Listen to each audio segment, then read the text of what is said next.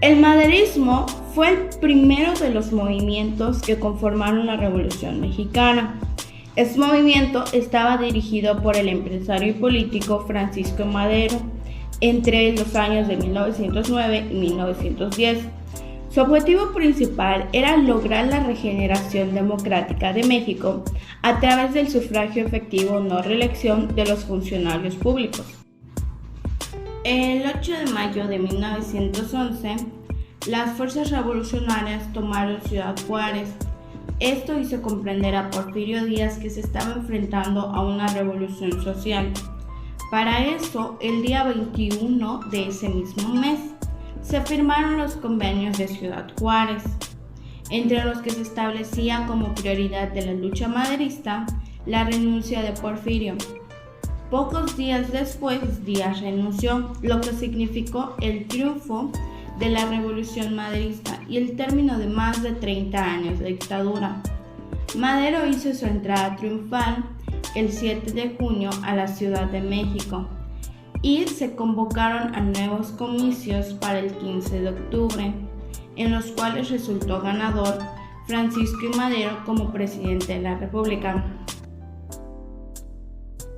Bajo la dictadura porfirista, lo único que importaba era el crecimiento material, dándole privilegios a los capitalistas extranjeros y haciendo de lado el bienestar de los derechos de trabajadores mexicanos. Y así fue como empresas estadounidenses e inglesas se adueñaron de la riqueza nacional.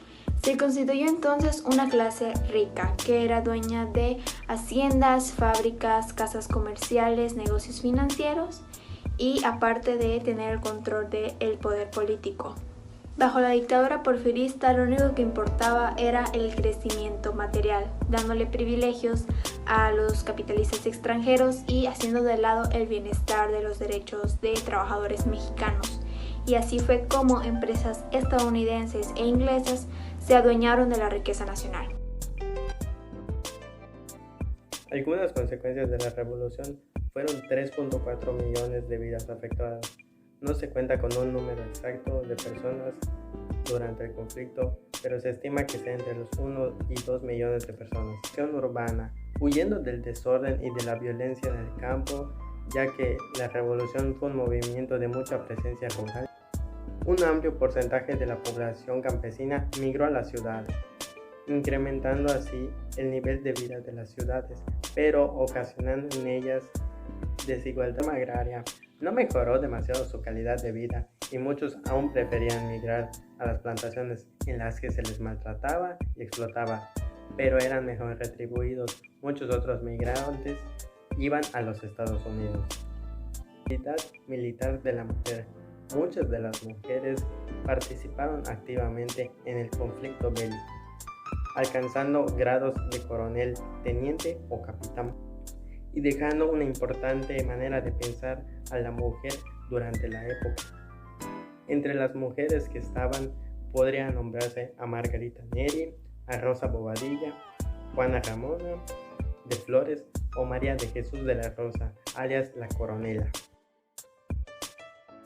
Francisco I. Madero, político y empresario, opositor del presidente Porfirio Díaz, quien promulgó el Plan de San Luis, asume la presidencia de México tras la renuncia del presidente Díaz en 1911, pero es traicionado por Victoria Huerta y asesinado en 1913 como resultado del golpe de Estado denominado Decena Trágica. José María Pino Suárez, político, abogado, poeta y periodista.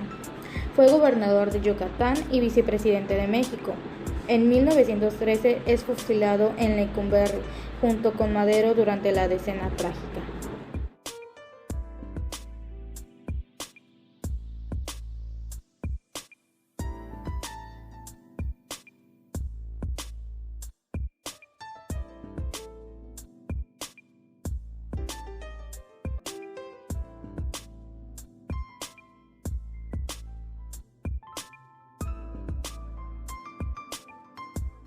Francisco Villa. Doroteo Arango fue uno de los jefes más representativos de la Revolución Mexicana, uniéndose al movimiento maderista en 1910. En 1913 forma parte de la División del Norte, apoyando a Emiliano Zapata y a Venustiano Carranza, en contra de Victoriano Huerta.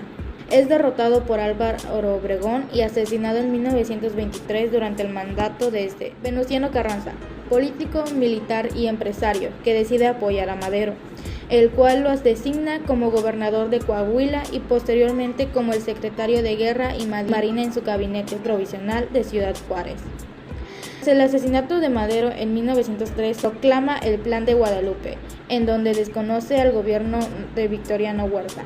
Durante esta época es aliado de Villa y Obregón fue presidente de 1917 a 1920 y asesinado en Puebla en 1920. Militar y político que participó en el movimiento contra Victoriano Huerta apoyando a Carranza.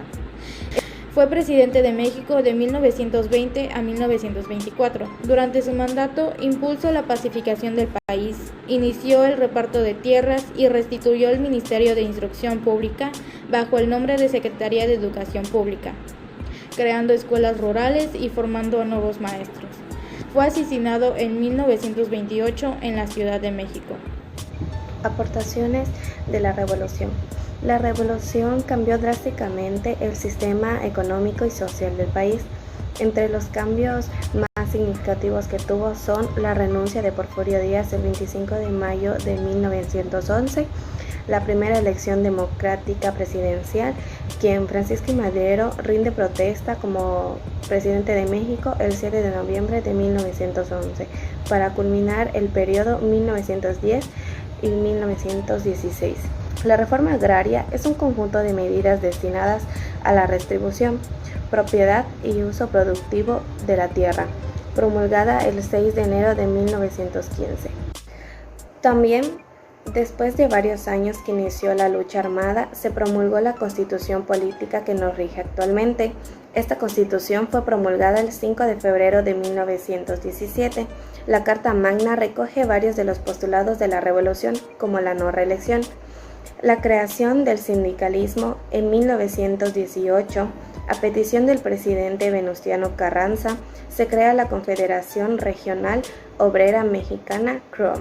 La nacionalización del petróleo el 18 de marzo de 1938. El presidente de México, Lázaro Cárdenas, expidió el decreto de la expropiación petrolera.